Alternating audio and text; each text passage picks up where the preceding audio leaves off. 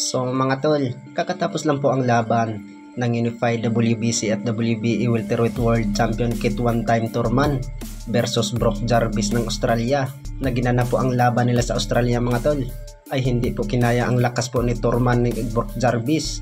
Ay pinabagsak itong si Brock Jarvis mga tol. Sa round 3 ay 2 beses pa po pinabagsak itong si Brock Jarvis. Hindi po kinaya ni Brock Jarvis mga tol ang lakas ni Kit Thurman. Nakuha po ang panalo ni Kit Thurman mga tol by TKO sa round 3. Umarangkada na po ang kartada ni Kit Thurman ng 31 wins at may isang talo. Nakuha ang talo kay Kit Thurman sa ating pambansang kamao Manny Pacquiao. Bukod dyan ay hindi pa rin nawawala po ang lakas ni Kit Thurman mga tol. Kahit na bakante siya ng 3 taon ay nakaya pa rin niyang maipanalo via knockout ang kalaban. Sa kabilang banda naman mga tol, ay alam po ng karamihan na may paparating po na laban ang 2 weight classes undisputed the monster Naoya Inoue ng Japan ngayong buwan ng Mayo.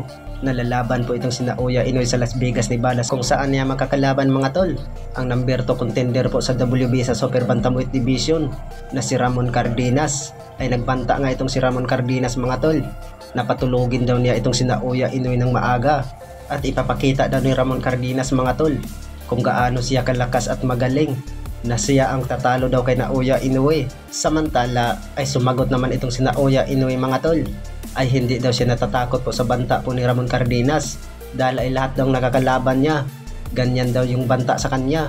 Pero ano daw nangyari, pag magharap daw sila ay pinatulog daw ni Naoya Inoue lahat ng kasalaban niya.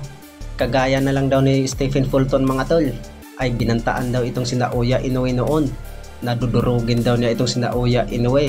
Hindi daw siya pupunta sa bansang Japan para daw magpatalo kay Naoya Inoue. Pero ano daw ang nangyari?